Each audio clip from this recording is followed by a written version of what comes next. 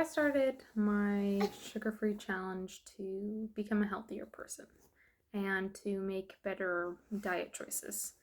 And that included like a lot of artificial sweeteners. I wasn't like using any of those with the exception of like organic stevia, just like the powder. And no like sugar alcohols, like basically everything, no honey. And I had very few exceptions. One of them was like store-bought bread, because you can't really find bread that doesn't have sugar in it, and a couple other small things like that. And I've been doing it since August 14th, and so it's been a couple months, and I thought I would be good. I thought this would be great for me. And then the other day I weighed myself, and my weight is several pounds lower than my absolute. I will not go below this weight because I don't think it's healthy for my body. So I've had to decide to stop doing it, which is frustrating because, you know, you start a goal and you want to accomplish that goal. I was going to go for a whole year.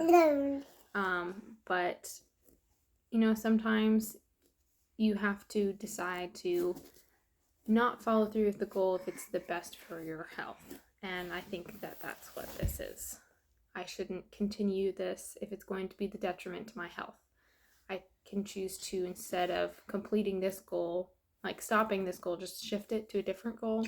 So instead of not having any added sugar, I'm going to instead only have sweets on the weekend. So I'll incorporate some more sugars back into my lifestyle, but I won't eat sweets all the time. I'll only have like a sweet on Saturday, if I have a sweet on Saturday, which will probably be a lot healthier for me. Hopefully I'll gain a little bit more weight back. But yeah, it's still frustrating, especially since I've historically been someone who doesn't complete their goals super well. So I was really looking forward to completing this and being like, yes, I did it. And now I have to stop, which is no fun. But I have learned some really good and productive things. One being a lot of artificial sweeteners are really bad for you. So that's difficult because when people are going sugar-free, a lot of things that they want to do is have diet soda and diet this and artificial sweetener and that, just so they can keep tasting sweet things, but it's not good for you. And it makes more sense to me to have a little bit of sugar than to eat all of these chemicals that are not going to do good things for you. They're going to be so much worse than sugar if you eat them on a regular basis. And then I've also learned, obviously, that not every diet is good for every person. I knew that before, but I thought I could do this no problem. Like, my body would handle it just fine. But I shouldn't keep doing it, so I'm gonna stop. And I didn't think that would happen. Not everyone should just completely cut sugar out of their life. It's probably not going to be healthy for everybody. People should do things in a way that's going to be healthy for them. And that includes if you're losing too much weight. And I think that's not talked about a ton. A lot of people talk about gaining too much weight or being overweight or whatever. But it is definitely a problem if you're losing too much weight.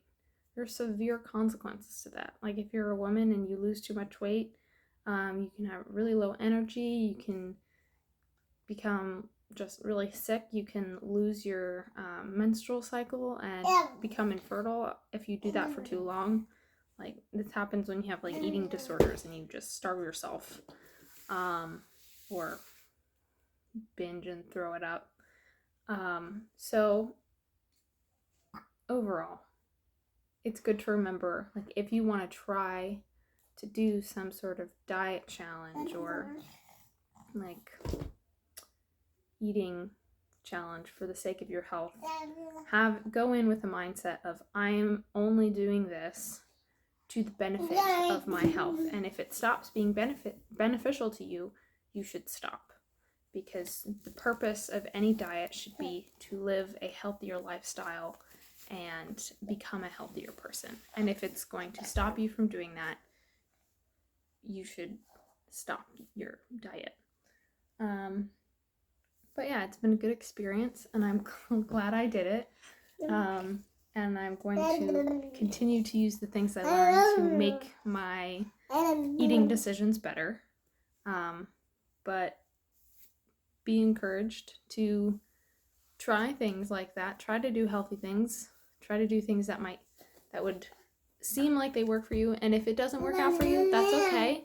Just shift your focus a little bit to things that to ways that you could do it that's going to be good for you. Right, buddy?